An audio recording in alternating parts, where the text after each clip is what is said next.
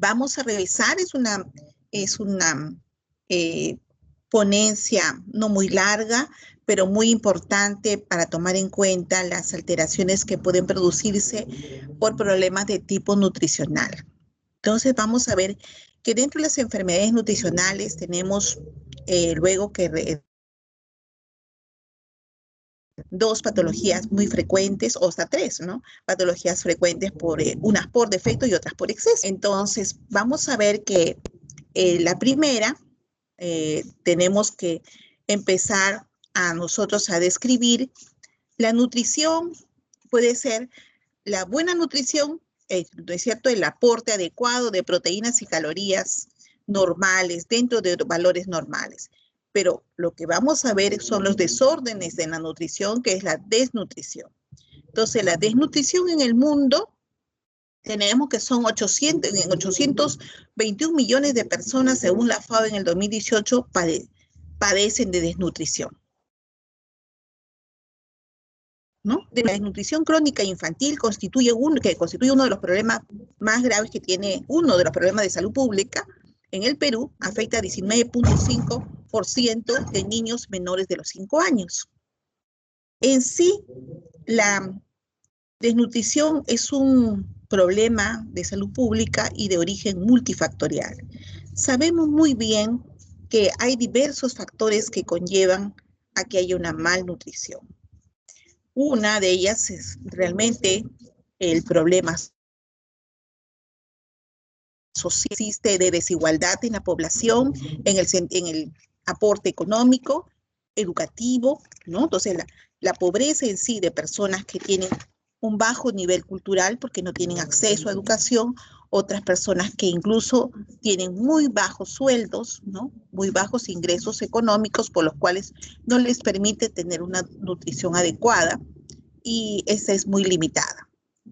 Y lo estamos viendo incluso en esta pandemia, donde la gran mayoría de personas pues han salido despedidos de sus trabajos y tienen muy pocos recursos para poder alimentar a su familia, ¿no?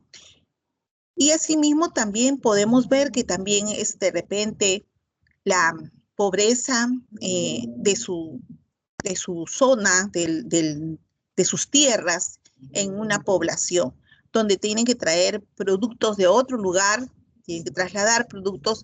Por ejemplo, nosotros en Lima tenemos muchos productos que vienen de la sierra, de la selva, ¿no? Donde hay grandes de terreno fértil, donde hay personas que se dedican justamente a la agricultura y son los que nos proveen de todas las verduras, de todas las frutas, ¿no?, que consumimos. Entonces, no es porque solamente Lima lo produce, entonces es transferida estos alimentos de un lugar a otro.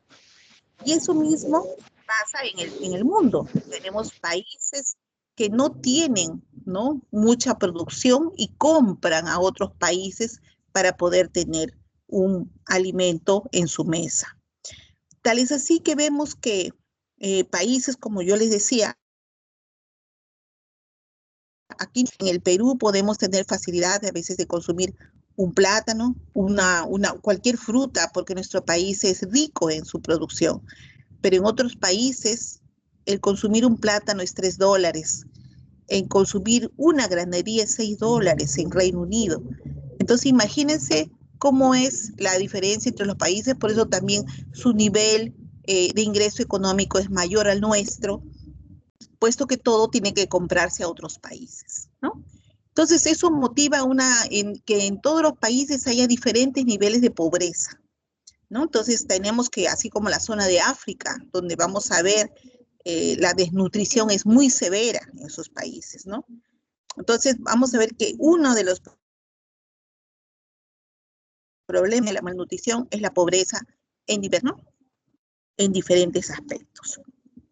Entonces, la malnutrición, pues, es una ingestión inadecuada de proteínas o calorías, o el déficit en la digestión o la absorción de las proteínas, que da lugar a la pérdida de grasa y de tejido muscular, que esto va a ocasionar pérdida de peso, letargia, o sea, una lentitud y una debilidad, ¿no? Entonces, tenemos que la malnutrición puede ser porque no hay un buen aporte Una cosa son calorías, otras proteínas. Y otra es de que realmente la persona lo come, pero no puede absorber su sistema digestivo, ¿no? Tanto intestino, ¿no?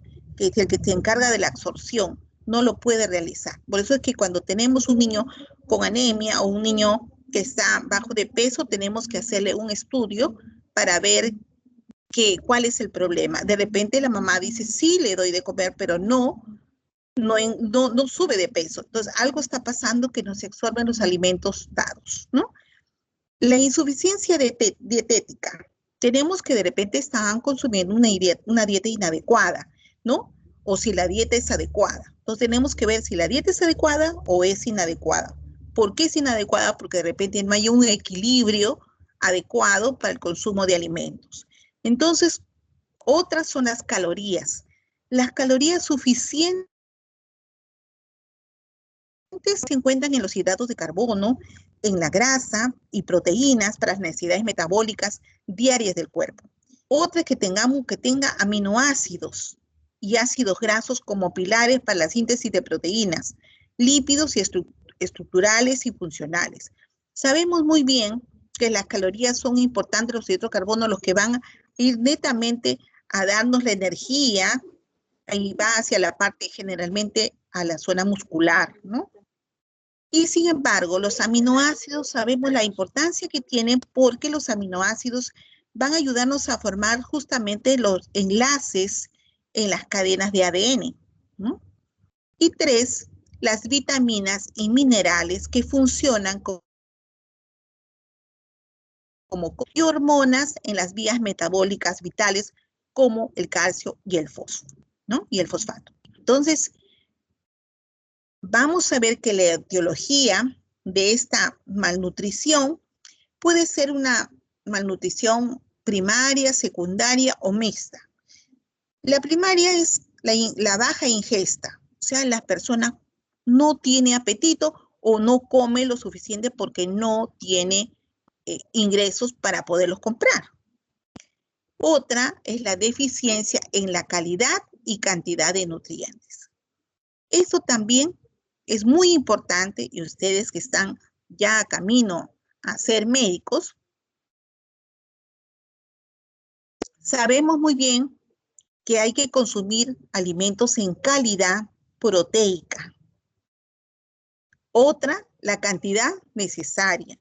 No hay que comer en exceso, porque también nos va a llevar a la obesidad. Entonces, la calidad, tenemos que ver en la concentración de vitaminas, de proteínas que tiene un alimento para que nosotros podamos consumirlo. Luego, la falta de educación de los hábitos nutricionales. Eso también. Sabemos muy bien que nosotros, ¿quiénes nos van a enseñar a comer? De pequeñitos, la mamá. La madre tiene que ser una mamá por algo, está preparada para que ya no debe ser una madre improvisada, sino una madre preparada que tiene que educar a su niño en los hábitos alimenticios. No le va a dar, pues, desde pequeñito, de repente gaseosa, de repente le va a dar chocolates, caramelos, cuando un niño no necesita ese aporte todavía. Ese niño necesita, ¿no?, alimentos que le vayan a nutrir para su desarrollo y crecimiento, ¿no? Entonces, tenemos que elegir. Todo niño pequeñito generalmente dice que debe tener lactancia materna, porque la madre no solamente le da el aporte nutricional que ella a través de la leche le puede pasar, sino que también le da ciertos anticuerpos que lo permiten que el bebé pueda aprender a defenderse y a que sus células puedan, ¿no?, desarrollar, porque todos sabemos que todos nosotros, cuando el ser humano es el ser más indefenso cuando nace, porque no se puede alimentar solo, porque no se puede vestir solo, no puede caminar solo, ¿no? Entonces todo hay que enseñarle, ¿no? A diferencia de que, por ejemplo, los animalitos se separan, buscan su alimento y la mamá aún así les enseña, pero ya se empiezan a valer por sí solos, nosotros no. Entonces tenemos al comienzo, en el primer nivel del desarrollo, generalmente tenemos el aporte que nuestros padres nos alimentan, ¿no? Entonces, por eso importa mucho educar a la madre cuáles son los alimentos que debe introducir poco a poco en la dieta para que su niño desarrolle. Y como les he dicho, la primera a la vanguardia, la lactancia materna. Luego de la lactancia materna, ya a los 6 meses, 5 a 6 meses, la mamá empieza con la lactancia. Entonces ya empieza a darle al bebé alimentos un poco más sólidos, suaves, por supuesto al comienzo, papillas, ¿no? Que la mamá siempre empieza con el platanito, con el camotito. ¿Por qué? Porque son alimentos blandos y suaves que va a poder digerir el niño, hasta que vaya introduciendo otros alimentos, ¿no? De mayor peso, como últimamente las menestras, por ejemplo. La mamá desde pequeñito no va a iniciar con frijoles, porque todavía las menestras son mucho más pesadas para su digestión y el bebé todavía no ha preparado, ¿no?, su sistema digestivo para que pueda digerir estos alimentos. Lo va a ir digiriendo conforme el niño va madurando, ¿no?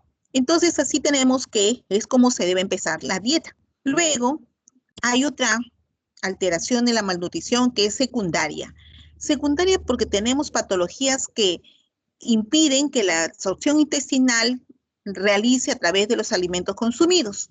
Entonces, vamos a ver que puede ser que la mamá le dé una buena dieta, pero que su intestino no absorbe lo necesario. Algo está pasando. Una de las alteraciones más frecuentes en los niños pequeños que no absorben bien los alimentos es buscar parásitos, que pueda tener una giardia, que de repente está ocasionándole una anemia y que además todos los nutrientes los van a ser consumidos y no va a impedir de que se absorba adecuadamente los nutrientes, ¿no? Otra que puede ser mixta, o sea, puede ser que haya una mala ingesta, pero también hay una mala absorción, ¿no? Que estén ambas combinadas, o que la mamá, por ejemplo, si a ella no le gusta, pongamos, en la actualidad que estamos con problemas de algunas personas vegetarianas, por ejemplo, dicen, no me gustan los alimentos con carne, pues no le dará carne a su bebé, ¿no? Entonces, eso también sabemos el resto de alimentos que le esté dando, todavía el niño no pueda tampoco consumirlos o digerirlos y esté ocasionándole problemas de nutrición. Entonces, tenemos que estas alteraciones de malnutrición, puede ser que haya una malnutrición aguda, como puede ser una subaguda, o sea, ya el paciente como que está saliendo de su problema, lo estamos mejorando, o que sea una malnutrición crónica, ¿no? Entonces, según la evolución, cuánto tiempo dura esta y cómo encontramos sus niveles, porque tenemos que evaluar el aporte nutricional por su índice de masa corporal, por cómo está su concentración de vitaminas, ¿no? Cómo están, ¿no?, su hemoglobina. Entonces, según eso, vamos a tasar a nuestro niño si es que está en una malnutrición aguda, en una subaguda o una crónica, ¿no? Dentro de la clínica se ha encontrado dos patologías muy graves en la nutrición y se ha denominado una marasmo y a la otra kwashiorkor, ¿no?, que las vamos a revisar más adelante. Entonces, tenemos que dentro de los factores etiológicos que ocasionan este problema de malnutrición, tenemos que toda persona tiene pues necesidades importantes de proteínas y de electrolitos. Ustedes saben que las proteínas son vitales conjuntamente para poder desarrollar todas las funciones metabólicas, ¿no? Y generalmente las proteínas forman los enlaces, ¿no?, para poder que la persona pueda, ¿no?, tener una energía adecuada. Y las proteínas van netamente a nivel cerebral. Por eso es importante que en nuestra dieta tengamos una buena cantidad de proteínas. Luego, y de electrolitos, el sodio, el calcio, ¿no? Y luego tenemos que también lo importante que es que haya unas prácticas inadecuadas del destete. O sea, ¿a qué edad tenemos todo bebé toma su lactancia, pero a qué edad tenemos que quitar ya la lactancia para que este bebé pueda empezar con las dietas de la lactancia e ir hacia dietas adecuadas, ¿no? El uso adecuado de la fórmula láctea en los niños que, por ejemplo, ya no toman leche materna, sino toman leche, que puede ser leche de vaca, como dicen, la leche de taro. Pueden tomarla, de leche Gloria, leche Ideal, leche, cualquier otra leche. Entonces, es importante porque tenemos que evaluar si el niño puede metabolizar esas leches, o de repente hay niños que son alérgicos o tienen intolerancia a la lactosa y van a terminar en diarreas y no van a tolerar esa leche. Entonces tenemos que adecuar muy bien la fórmula, cuál es la importante para él, ¿no?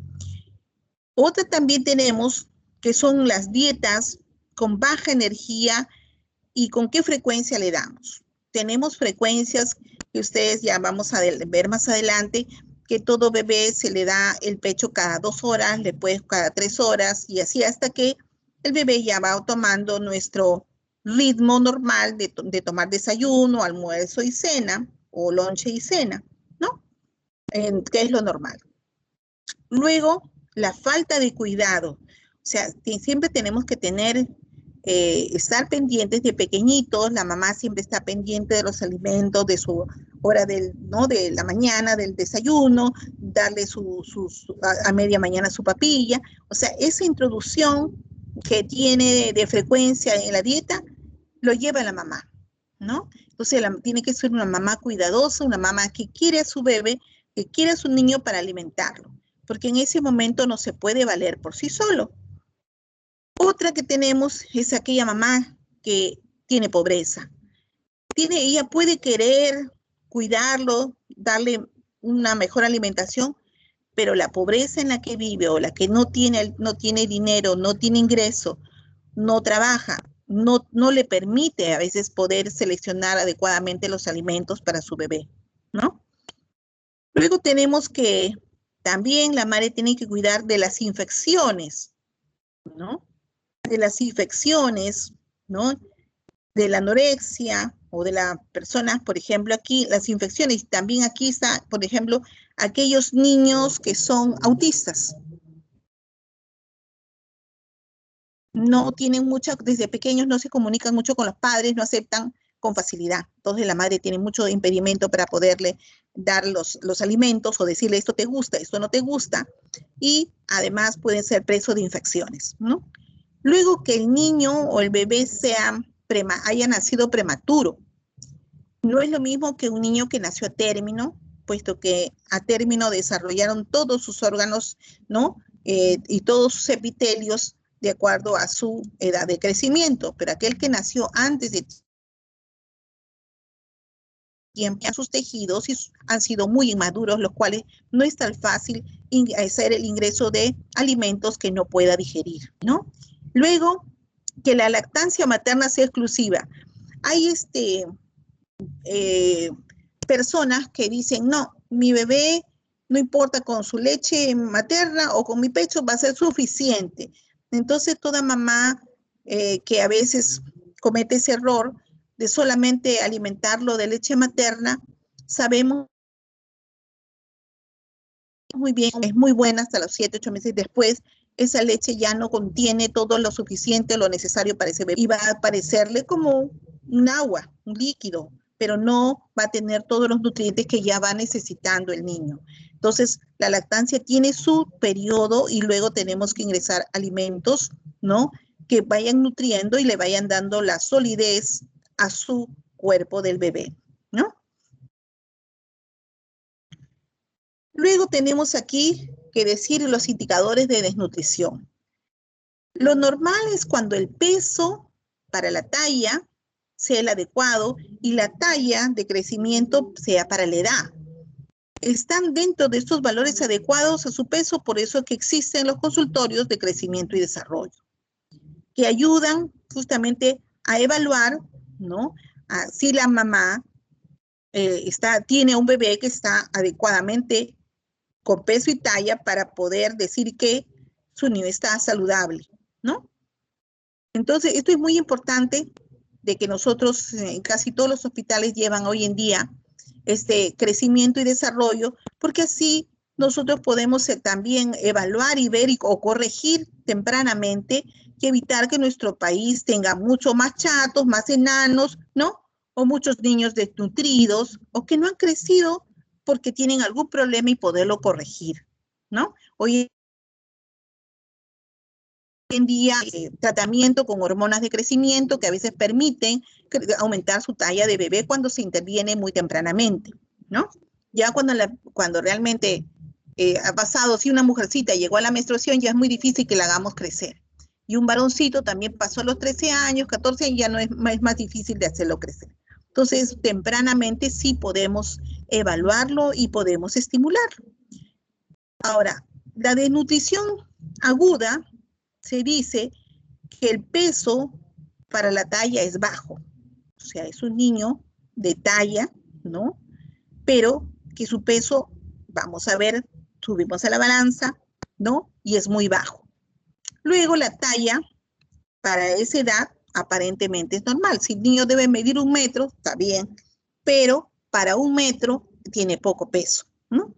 Entonces, ese es un niño con desnutrición aguda. La desnutrición crónica es cuando tenemos una talla para la estatura alterada, ¿no? Y el peso para la talla bajo, ¿no? Entonces ahí hablamos que también va a haber sus grados, que es el grado de intensidad, que es el grado 1, el grado 2, el grado 3, ¿no? Con sus porcentajes para poder evaluar cómo está su desnutrición de este niño, ¿no? Luego tenemos aquí la importancia de ver por qué tenemos que hacerlo esto tempranamente en los niños, porque sabemos que están en todo su crecimiento y desarrollo. Cuando él atraviesa o llega a la etapa de la adolescencia, ya muy tarde para poder evaluar su crecimiento y desarrollo, porque se supone que ya debe estar adecuadamente para su edad y para su talla. Lo importante también, aparte de esto, es que tenemos que observar siempre la herencia o sea, la talla del padre y de la madre para poder evaluar, porque no podemos pretender hacer crecer un niño que de repente la mamá y el papá son bajitos, por lo tanto el niño normalmente va a tener una talla promedio a los padres, ¿no? Al menos que venga de una herencia de los abuelos que fueron altos. Pero generalmente, por eso es importante ver más o menos la talla promedio para poder evaluar si su crecimiento y desarrollo es adecuado de ese niño, ¿ya? Entonces luego tenemos aquí que dentro de estas malformaciones, dentro de esta desnutrición tan inadecuada, ¿no? Hay 2 patologías muy importantes a considerar, que es el marasmo y el guayoro, ¿no? Entonces, vamos a pasar y después regresamos aquí, que son las 2 patologías importantes. En el índice de masa corporal, es un indicador importante para los niños como a los adultos, si es que están en un rango de... Entonces, tenemos que el peso en kilogramos, ay, acá está, le he puesto semi, el peso en kilogramos, ¿no? Y luego estatura en centímetros, pero por 2, ¿no? Elevado al cuadrado. Entonces, si una persona mide 1,60 m, pongamos, ¿no? Su peso, peso 80 kilos y 1,60 m por 1,60 m. ¿No? El que se divide esto entre la estatura y nos va a dar un índice. Ese índice es el de la masa corporal y tiene sus valores. Vamos a ver que generalmente, más adelante creo que está, si es que lo normal es que una persona, si pasa los 25, los 25, hasta los 25 a 29, vamos a ver que es un índice corporal normal. O sobrepeso, que diga sobrepeso. Debe ser siempre menos de 25. Si es que pasa los 30, ya es un sobrepeso. Entonces, es importante este índice de masa corporal hacerle a los niñitos y a los adultos. También es importante tomar en cuenta la cintura, ¿no? El perímetro de la cintura, porque también el perímetro de la cintura nos sirve para ver no solamente su índice de masa corporal, sino para ver si este niño tiene el riesgo de tener algún problema de Metabólico. hipertensión, de cardiopatía. ¿Qué? ¿Sí? Nada, doctor, sino perímetro cintura para alteraciones metabólicas. Alteraciones metabólicas, sí, sí, Y sí. doctora, un favor, En disculpe, diabetes, generalmente. hay peso en kilogramos, creo que es, ¿no? Peso en kilogramos, sí. Sí, sí, sí. Y Peso en estatura en kilogramos. metros. Aquí hay un error. Sí, sí, sí, sí. Los centímetros es abajo. Ajá, sí. Entonces, En metros, estatura en metros. en metros. O a veces cuando tenemos niñitos son 83 centímetros, ¿no? O sea, ya. Entonces, 0.83. Entonces, así lo multiplicamos y sacamos el índice de masa corporal. Luego, tenemos que tomar en cuenta, cuando queremos evaluar sobre un problema nutricional también, cómo está el hierro y cómo está el ácido fólico, ¿no? Entonces, el hierro, por ejemplo, según la etapa de vida, se recomienda que los bebés de 7 a 12 meses de edad deben estar en 11 miligramos, en los niñitos de 1 a 3 en 7, y de 4 a 8 en 10, y de 8 de 9 a 13 años, ¿no? El ácido fólico también es un rango muy importante, ¿no? Porque imagínense que el ácido fólico y también tenemos, o sea, y el, ¿cómo se llama esto? Y la vitamina B12 son importantes. A veces, bueno, quizá en los niños, no tanto pequeñitos, sino en los adolescentes o en los adultos.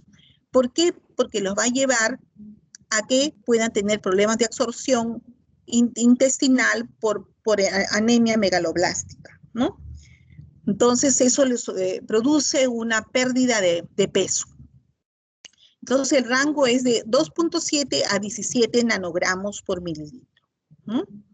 Entonces tenemos que la importancia que tiene, ¿no? Que estos indicadores siempre los evaluemos en los niños que tienen problemas de crecimiento, ¿no? Y de peso.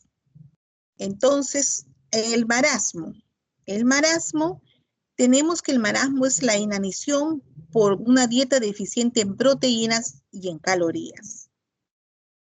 Se inicia generalmente del 1 a 3 años de vida. Entonces, esa es la etapa donde vamos a encontrar generalmente en los niños que estaban en Sudáfrica, pequeñitos, ¿no? Que tienen una serie de niños que padecen, ¿no? De esta enfermedad o de este tipo de malnutrición por justamente problema de dietas deficientes en países. Entonces, tenemos que incluso el marasmo tiene síndromes proteicos donde uno, vamos a ver que también tiene una clasificación. Dentro de ellos puede ser uno somático o visceral. Y el somático generalmente es porque las proteínas van a ser muy deficientes, ¿no? Y que ellas tienen que ver mucho con el músculo esquelético y es lo que pierden los marasmos. Los niños con marasmos pierden la parte esquelética muscular, pierden el tejido muscular, ¿no? Entonces, sus cuadros clínicos es falta de crecimiento que se aprecia en el peso corporal, consunción tanto de los músculos como de la grasa subcutánea en los niños marasmáticos, ¿no? Aquí los tenemos, aquí tenemos miren, cómo estos niños le podemos prácticamente contar las costillitas porque han perdido, ¿no? Su tejido muscular es escaso e incluso su grasa subcutánea, ¿no? Donde no podremos peñiscar ese niñito porque realmente es una pielcita que apenas le cubre el tejido esquelético, ¿no? Son niños muy, muy adelgazados, miren cómo están sus piernitas, ¿no? Estos son los niños marasmáticos.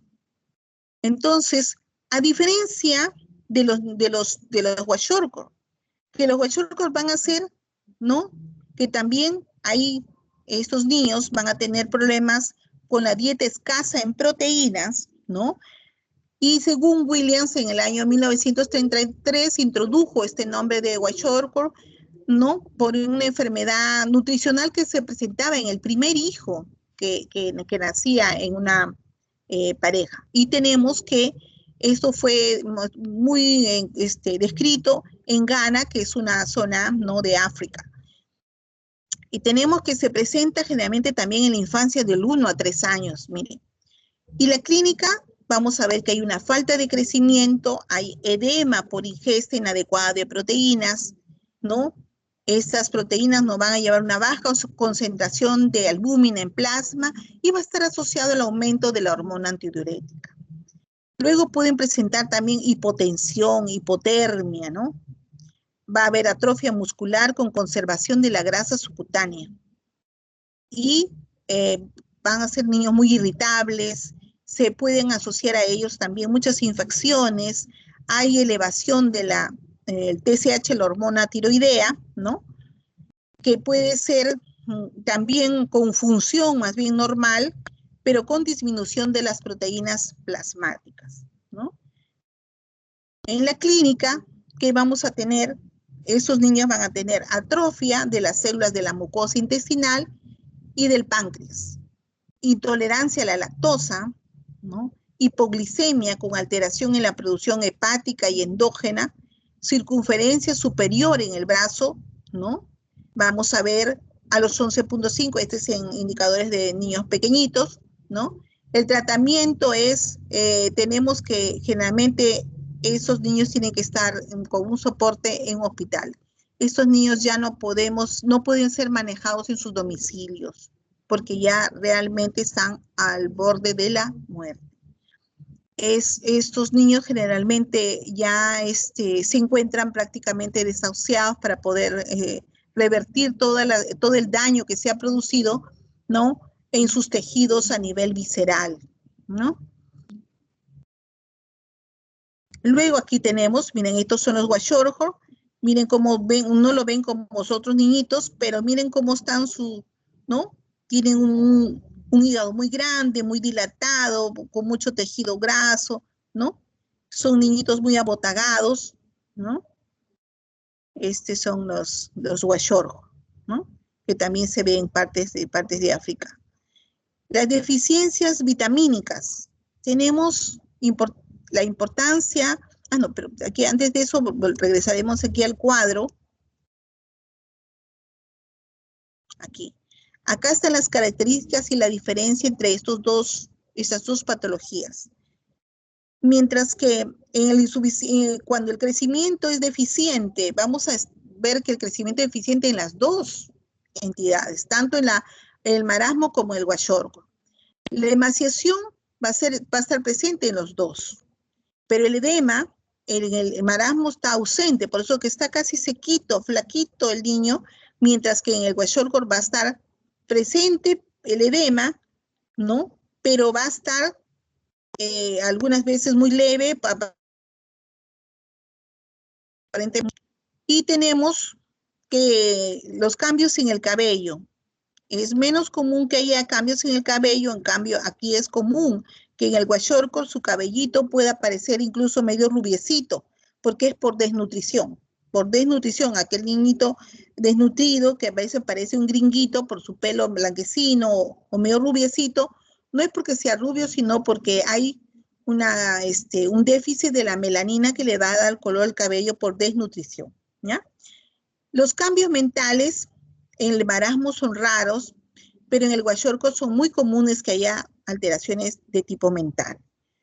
El marasmo tiene más bien el dermatosis, no ocurre mucho una dermatosis en el marasmático, pero en el Kwashiorkor sí. El apetito en el marasmo puede ser bueno, ¿no? En cambio en el Kwashiorkor es muy pobre. Ese niño no tiene apetito, ¿no? En la anemia, vamos a ver que en el marasmo está presente, ¿no? En cambio, en el Kwashiorkor es muy grave su anemia, ¿no? En el marasmático, la grasa subcutánea está ausente, en cambio, en el Kwashiorkor la grasa está algo reducida, pero no está tan ausente, porque han visto los niñitos son un poco más llenitos. En el rostro, vamos a ver que el paramático sí, su rostro es totalmente, se seca la fase muscular que da la apariencia de un monito, mientras que el Kwashiorkor es edematoso. Han visto su carita más llenita, botagada de los niños, ¿no? Y en la infiltración grasa del hígado, vamos a tener que el marasmático está ausente, mientras que el Kwashiorkor está presente. Por eso su hígado está mucho más grande, es un hígado graso, ¿no? Y estos niños con kwashiorkor, ¿ya?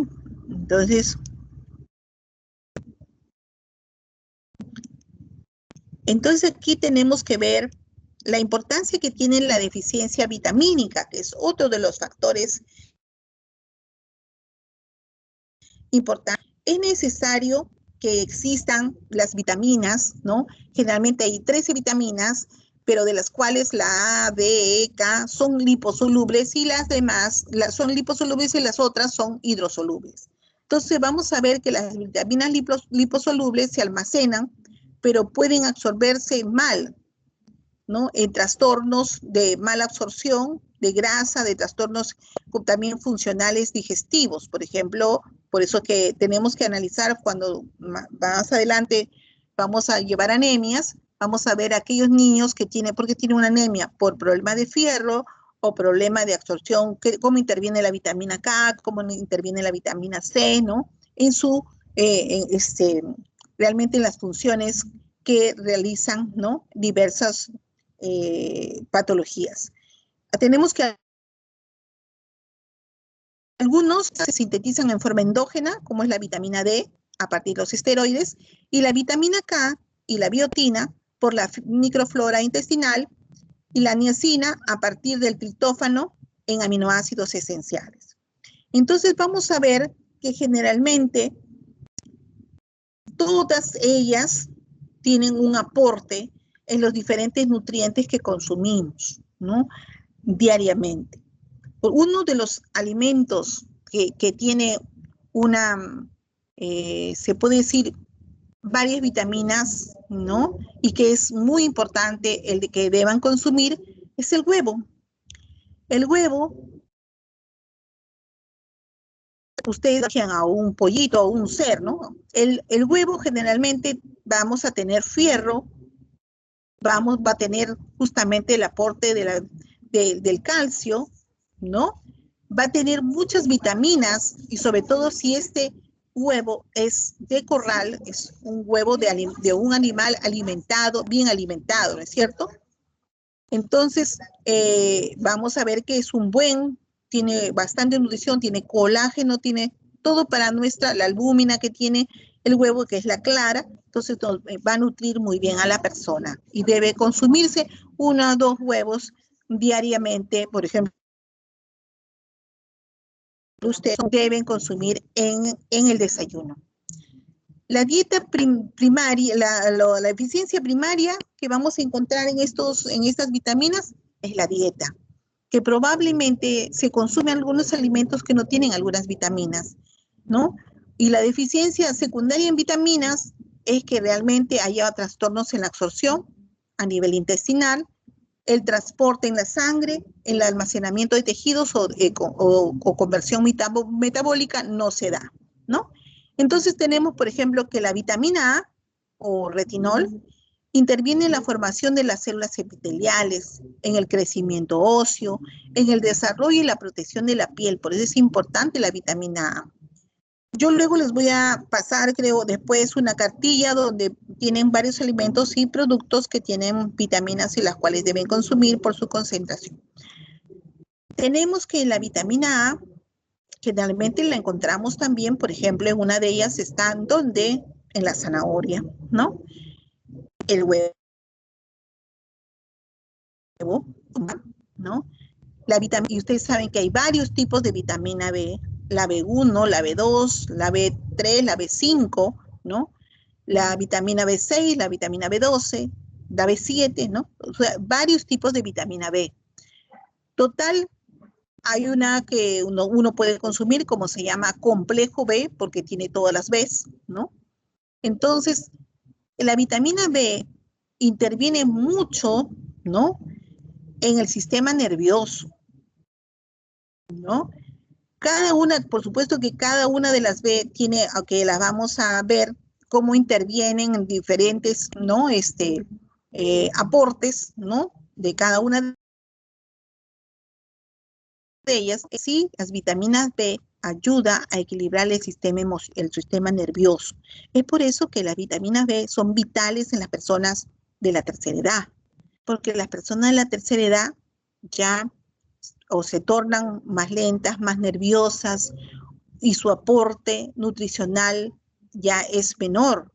Por lo tanto, estas vitaminas le van a dar el soporte a que la persona no tenga estrés, a que la persona esté más, ¿no? Sus funciones esté, como quien dice, más alerta, no aletargada, sino más alerta. Entonces, la vitamina B es fundamental el que deba consumir una dosis diaria, ¿no? En la tercera edad.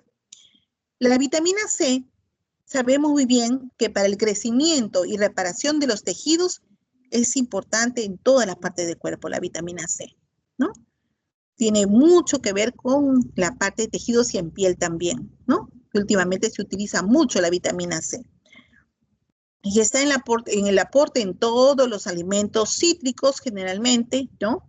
Nuestro país tiene muchos alimentos, tanto en la costa como en la sierra y en la selva, ¿no? Tal es así que, por ejemplo, ustedes han visto que el camu camu, el kiwi, son frutas que contienen alta cantidad de vitamina C. En las verduras, el perejil, la naranja, ¿no? Todas ellas contienen vitamina C. Luego, la vitamina D. La vitamina D facilita la absorción del calcio y del fósforo en el intestino y en el mantenimiento de los niveles plasmáticos. Por eso que la vitamina D es muy importante.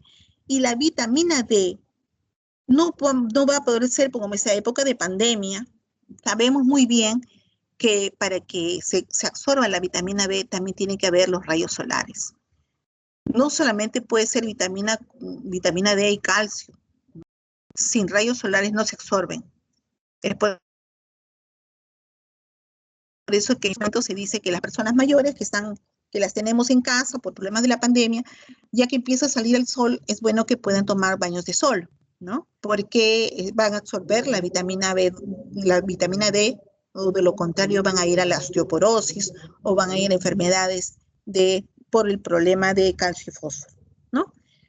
Luego, la vitamina E, ¿no? La vitamina E tenemos que es un antioxidante que da el mantenimiento del sistema nervioso y también tiene que ver con el tejido muscular cardíaco. Entonces, la vitamina también es muy importante, ¿no? Este antioxidante que contribuye mucho también en la etapa de la menopausia para la mujer, ¿no? Luego tenemos la vitamina K. La vitamina K, que es un precursor de la proteína, de la protrombina y también de los factores de coagulación, como son el 7, el 9 y el 10, ¿no? Entonces tenemos que, por eso cada una de las vitaminas las vamos a poder ir repasando o viendo en el desarrollo de muchas otras patologías. Como les decía, los niños, cuando inician su alimentación, 100 mililitros por kilogramo al día en niños que deben tener aporte. De 130 tenemos mililitros por kilogramo al día en niños sin edema. Esto cuando les aportamos en la lactancia. Luego de allí tenemos, por eso acá tenemos de 1 día a 2 días, cuando el bebé tiene 1 o 2 días, su volumen debe ser de 11 mililitros por kilogramo y por toma cada 2 horas, lo que la mamá tiene que aportar. Por eso que todo bebito, cada 2 horas hay que darle el pecho. Y de 3 a 5, cuando ya aumentó de los 2 a 3 a 5 días, ya va a tomar un poco más. Son 16 mililitros cada 3 horas, ¿ya? Entonces su aporte proteico será de 1 a 1.5 gramos por kilogramo al día. Y la lactancia se va a iniciar a los 6 meses, ¿no? Donde ya le empezamos 3 a 5 meses, 5 a 6 meses ya se está empezando a dar las papillas, ¿no? Las papillas para que el niño ya empiece a introducirse después, posteriormente, las carnes, ¿no? Entonces es así como se van alimentando los bebés. Entonces aquí están las 13 vitaminas, la A, la B, B1, la tiamina, la B2, la ribofablina, tenemos la B5, el ácido pantoténico, la vitamina C, la vitamina D, la vitamina E, la vitamina 6, la piroxina, la vitamina B7, la biotina, la vitamina B9, el ácido fólico, la vitamina B12, la cianocobalamina y la vitamina K, ¿no? Entonces, Ahí están las vitaminas.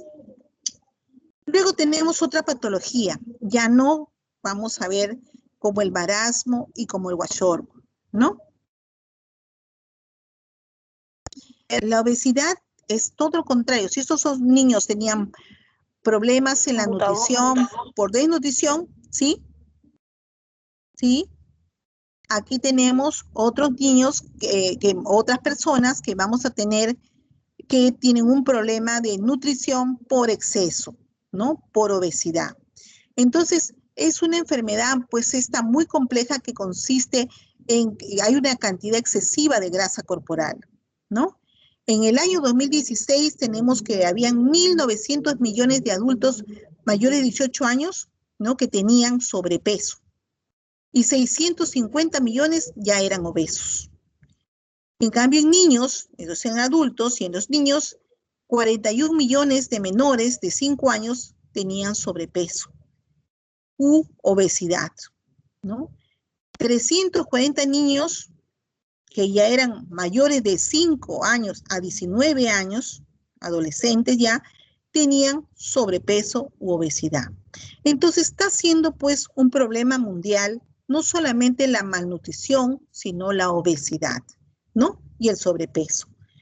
Y tenemos que esa obesidad, que en la actualidad ustedes saben que también ha sido un factor en esta pandemia, la obesidad son personas que han sido más, ¿no?, propensos a tener la enfermedad por COVID, porque ocasiona una serie de riesgos esta obesidad. Aumenta el riesgo de enfermedades y problemas de salud, como tener problemas en el corazón, enfermedades cardíacas. Puede estar presente la diabetes, puede estar presente la presión arterial alta. Como también el sobrepeso va a llevar a que la persona tenga artrosis o problemas de osteoporosis. Y en algunos casos, en mujeres, por ejemplo, vamos a encontrar que también pueden ser más propensos a tener un tipo de cáncer, como es el cáncer del endometrio o el cáncer de mama o también el cáncer de colon, ¿no? Entonces, por eso es que tenemos que tratar de que las personas no vayan, dice que todo exceso también es un defecto, es un problema, y toda malnutrición o defecto por poca cantidad también es un problema. Entonces tenemos que mantenernos en un equilibrio. La causa del sobrepeso y la obesidad es un desequilibrio energético entre calorías consumidas y gastadas. Entonces sabemos muy bien que las personas con obesidad muchas veces consumen grandes cantidades con muchos hidratos, ¿no?, que contienen muchas calorías, y son personas que hacen poco ejercicio, poca actividad, ¿no? Entonces gastan poca energía de la que tendrían que gastar por la cantidad o el exceso de alimentación. A nivel mundial ha ocurrido lo siguiente, que haya un aumento en la ingesta de alimentos de alto contenido calórico y que son ricos en grasa. Y este es un problema mundial. En Estados Unidos, por ejemplo, ya han tomado mucho control al respecto, puesto que ellos se iban por que no haya malnutrición y todos los alimentos son bastante, se puede decir, con abundante cantidad de proteínas, con muchos sustancias que se adhieren porque generalmente su comida es rápida, tiene muchos hidratos de carbono, muchas calorías. Entonces la población es muy obesa, ¿no? Los índices de masa corporal con sobrepeso tenemos que es igual o superior al 25 como indicador, y el índice de masa corporal de obesidad es superior al 30. Entonces nos tenemos que pesar y tallar y nos sacaremos nuestro indicador. Y ahí nos evaluaremos si estamos en qué índice de masa corporal estamos, ¿no? Para ver si estamos adecuadamente dentro de lo normal o de lo contrario, estamos en exceso y en sobrepeso y tenemos que hacer algún ajuste, ¿no? Las consecuencias que se tienen pacientes con obesidad son realmente importantes a tomar en cuenta, porque hemos visto en esta pandemia cómo se afecta su sistema inmunológico las defensas son totalmente vulneradas. Entonces, ¿por qué? Porque existe, ¿no? Se produce una alteración en este sistema inmunológico en la formación de anticuerpos. Altera las defensas contra las infecciones y generalmente ellos viven en un estado inflamatorio crónico, ¿no? Entonces, por eso tenemos que el diabético, tenemos que cuidarlo porque es muy propenso a que tenga infección urinaria, muy propenso a que tenga algún golpe, tiene algún problema, rápidamente se hace, ¿no? Se hace una equimosis, un moretón, lo que dice la gente, ¿no? ¿Por qué? Porque está pues a la flor de piel la inflamación, ¿no? No resiste. Entonces, bueno, hasta allí tenemos, entonces, este es el problema que tiene nuestro tema de hoy de discusión, el que por qué tenemos que ver que los dos extremos son enfermedades, ¿no? Que tenemos que mantenernos en un adecuado equilibrio, de no tener exceso de peso, exceso de dieta, ni tampoco, ¿no? Irnos a la desnutrición, ¿no? Entonces, fijarnos muy bien sobre nuestra alimentación. Y también aquí la importancia que tiene que la dieta es tan importante para problemas también de neoplasias, de cáncer. La alimentación tiene que ser equilibrada. Ustedes saben que en los pacientes que tienen cáncer, por ejemplo, y son adultos, en pacientes adultos, no en niños, sino en pacientes adultos, generalmente se obvia el consumo de carnes, ¿no? Y se le da mucho más importancia a los productos naturales, a los vegetales, a las frutas, ¿no? Porque no, y también dentro de las frutas y tenemos que ver la importancia que tiene que nosotros tenemos que saber no consumir alimentos que ya han tenido o que sean transgénicos, alimentos que han tenido algún cambio, alguna transformación genética. Me refiero que no hay nada como consumir alimentos que han sido, mejor dicho, no han sido modificados por la mano del ser humano. Me refiero que las fresas se fueron desarrollando en forma normal sin haber intervenido ninguna maniobra genética que diga yo que la fresa la hice más grande, ¿no? De lo normal, porque esa manipulación genética hace que yo pueda variar, ¿no? Su composición puede ser de repente más grande.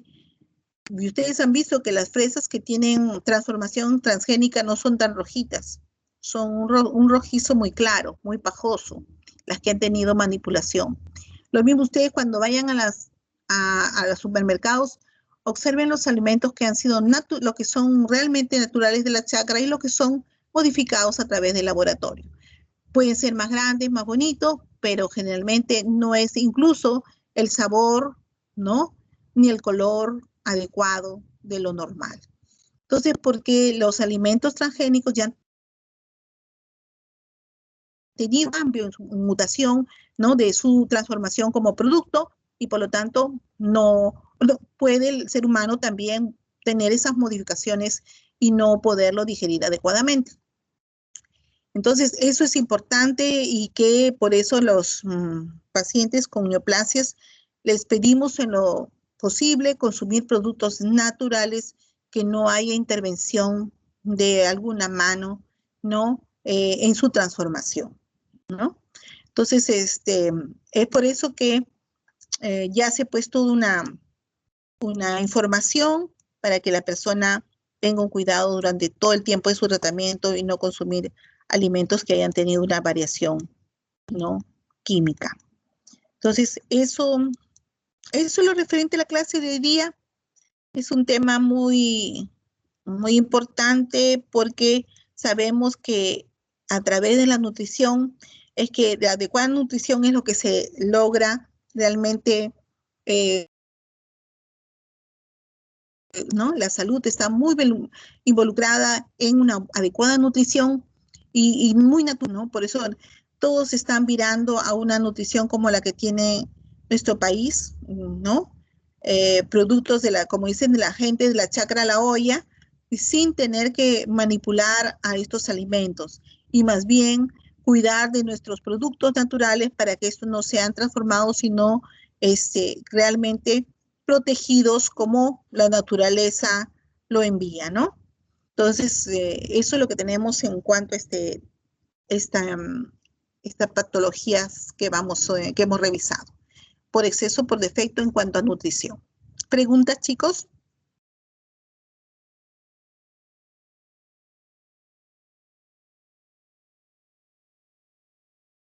¿Sí? ¿Escucharon? ¿Preguntas? ¿Alguien tiene alguna pregunta para la doctora? ¿Hay alguna pregunta?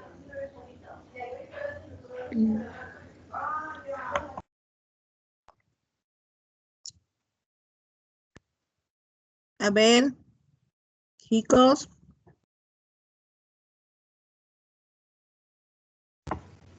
Parece que no hay preguntas, doctora.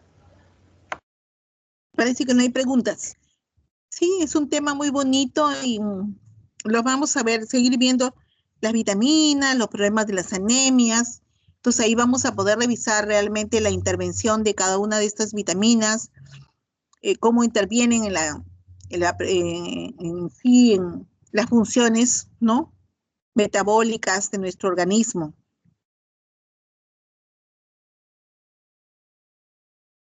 ¿No hay preguntas? Bueno, chicos, entonces no hay preguntas. Continuaremos con nuestro grupo de exposición.